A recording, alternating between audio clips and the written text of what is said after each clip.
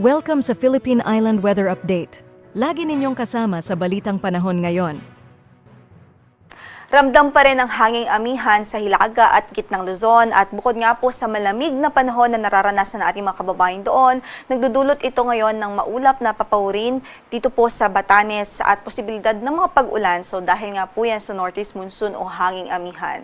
So dito po sa natitirang bahagi ng Cagayan Valley Region, sa Cordillera Administrative Region, Ilocos Region, maging sa Central Luzon, asahan natin ang bahagyang maulap hanggang sa maulap na papawirin at mga posibilidad ng mga pulupulong mahihinang mga pag-ulan dahil din ho sa amihan.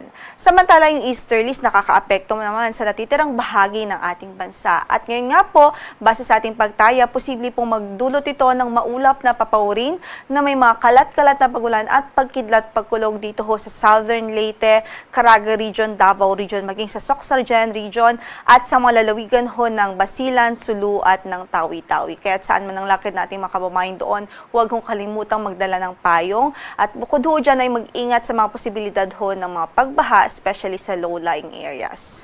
So sa ngayon wala po tayong bagyo na minomonitor sa loob ng ating area of responsibility. Wala rin po tayong inaasahan at least in the next 2 to 3 days.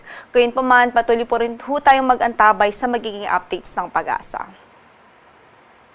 Samantala para sa pagtaya ng ating panahon bukas, likely ho magpapatuloy yung maulap na papawirin na may mga pag-ulan sa Batanes. Gayon din posibleng maranasan rin ho ito sa Cagayan Province dahil pa rin yan sa amihan na northeast monsoon. Sa natitirang bahagi ng Cagayan Valley Region, ng Cordillera Administrative Region, maging ang Ilocos Region, asahan natin ang bahagyang maulap hanggang sa maulap na papawirin at posibilidad po ng isolated o pulupulong mahihinang mga pag-ulan dahil sa amihan. Samantala dito nga po sa natitirang bahagi ng Luzon, including Metro Manila, bahagyang maulap hanggang sa maulap ang ating papawirin at posible po yung mga pulupulong mga thunderstorms o pagkidlat pagkulog lalo na sa hapon at gabi. Sa pagtayo naman ng ating temperatura dito sa Kamaynilaan, mula 23 hanggang sa 30 degrees Celsius ang inaasahang magiging agwat ng ating temperatura bukas. Samantala sa Baguio, malamig pa rin ho from 14 to 25 degrees Celsius. Sa Tuguegarao naman ay 22 to 29 degrees Celsius, habang sa Luwag ay 22 to 31 degrees Celsius. Sa Legazpi ay 23 to 32 degrees Celsius naman. At habang sa Tagaytay, malamig din na temperatura ang ating inaasahan bukas, 20 to 28 degrees Celsius. Dumako naman tayo sa Kabisayaan, natitirang bahagi pa ng Luzon at maging sa Mindanao kung saan inaasahan nga natin bukas ay magpapatuloy po ang bahagyang maulap hanggang sa maulap na papawirin na may mga posibilidad lamang ng mga pulupulong pagkidlat pagkulog mostly in the afternoon or evening dito po sa Kabisayaan at maging dito nga po sa Palawan. Samantala, dito po sa Caraga Region, Davao Region at maging sa Sorsogon Region, posible rin ho ang maulap na papawirin na may mga kalat-kalat na pagulan at pagkidlat pagkulog hanggang bukas po yan dahil pa rin sa easterlies. Sa natitirang bahagi ng Mindanao, generally fair weather o generally bahagyang maulap hanggang sa maulap na papawirin, posible naman yung mga isolated o pulupulong mga pagkidlat pagkulog.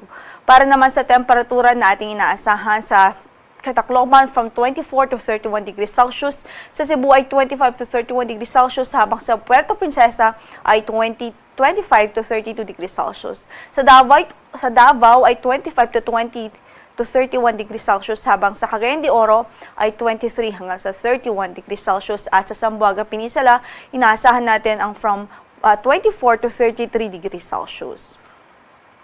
Sa ngayon ay wala naman po tayong gale warning na nakataas ng bahagi nating mga baybaying dagat. Pinag-iingat lamang natin ang ating manlalayag, especially sa Northern Luzon at silangang bahagi ng Central Luzon kung saan ay inaasahan natin o nakikita po natin na katamtaman hanggang sa maalon ng kondisyon ng karagatan. So ingat lamang ho.